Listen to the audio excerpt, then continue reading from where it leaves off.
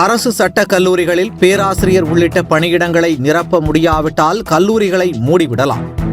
சட்டக் கல்லூரிகளில் அதிக காலியிடங்கள் உள்ளது துரதிருஷ்டவசமானது என ஐகோர்ட் வேதனை. அரசு சட்டக் கல்லூரிகளில் காலி பணியிடங்களை நிரப்ப கோரிய வழக்கில் சட்டத்துறை செயலாளர் அக்டோபர் 15 நேரில் ஆஜராகவும் சென்னை உயர்நீதிமன்றம் உத்தரவு.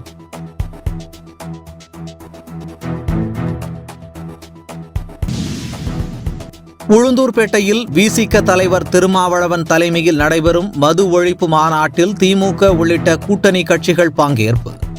மனித அழிவுக்கு அடித்தளமிடும் மது உள்ளிட்ட போதைப் பொருட்களை ஒழிக்க அனைவரும் ஒன்றிணைந்து செயல்பட வேண்டும். தமிழகம் மட்டுமின்றி நாடு முழுவதும் மது விலக்கை அமல்படுத்த வேண்டும் என விசிக மாநாட்டில் வலியுறுத்தல்.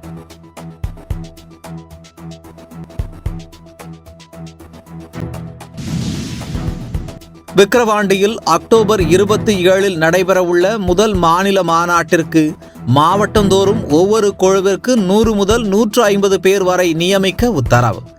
தாவேக மாவட்ட குழுவில் இணைபவர்கள் விவரங்களை புகைப்படத்துடன் இணையதளத்தில் பதிவேற்றவும் தாவேக தலைமை உத்தரவு.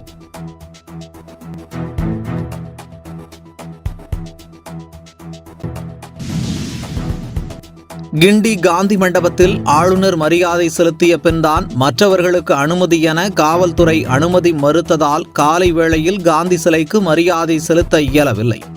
உளுந்தூர்பேட்டை மாநாட்டிற்கு செல்ல வேண்டியிருந்ததால் காமராஜர் சிலைக்கு மட்டும் மரியாதை செலுத்திவிட்டு புறப்பட்டேன்.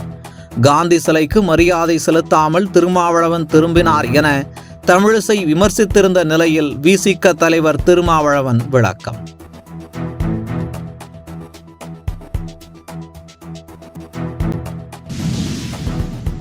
கொடைக்கானலில் சுற்றுலா தலங்களை இன்று ஒரு நாள் மட்டும் இலவசமாக கண்டுகளிக்கலாம் என அறிவிப்பு. வன உயிரின வார விழாவை ஒட்டி கொடைக்கானலில் சுற்றுலா தலங்களை கட்டணமின்றி இலவசமாக காணலாம் என்ற வனத்துறை அறிவிப்பால் சுற்றுலா பயணிகள் மகிழ்ச்சி.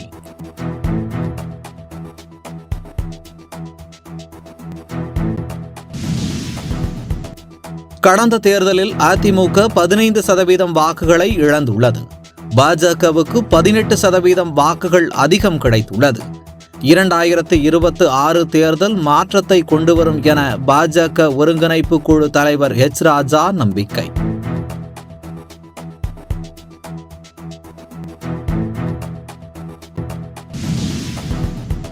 அநீதியை நீதியால் தான் வெல்ல முடியும், இன்னொரு அநீதியால் அல்ல.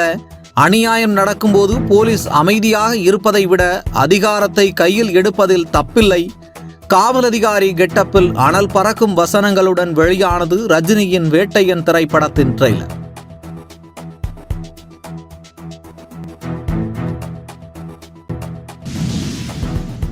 மகாத்மா காந்தி உயிரோடு இருந்திருந்தால் ஏழைகளின் வீடுகளை புல்டோசரால் இடிக்க ஒப்புதல் தந்திருப்பாரா? மக்களுக்கு விருப்பமில்லாத பொது சிவில் சட்டத்தை நிறைவேற்ற ஒப்புக்கொண்டிருப்பாரா? காந்தி உயிரோடு இருந்திருந்தால் மோடி அரசை ஆதரித்திருப்பார் என அவரது உறவினர் கூறிய கருத்துக்கு முன்னாள் மத்திய நிதியமைச்சர் ப. சிதம்பரம் சரமாரி கேள்வி.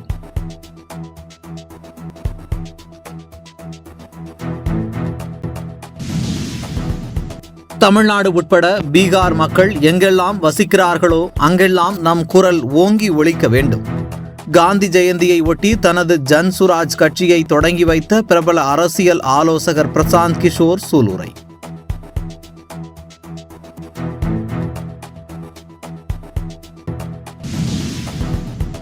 பீகார் மாநிலம் முசாப்பூரில் மீட்புப் பணிக்கு சென்ற விமானப்படைக்கு சொந்தமான ஹெலிகாப்டர் ஆற்றில் விழுந்து விபத்து.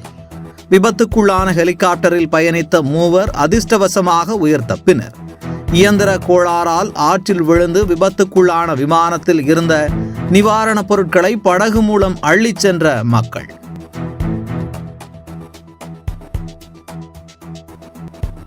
என்றும் உங்களுடன் மை இந்தியா. முக்கிய செய்திகளை உடனுக்குடன் தெரிந்து கொள்ள சப்ஸ்கிரைப் பண்ணுங்க, பெல் பட்டனை பிரஸ் பண்ணுங்க.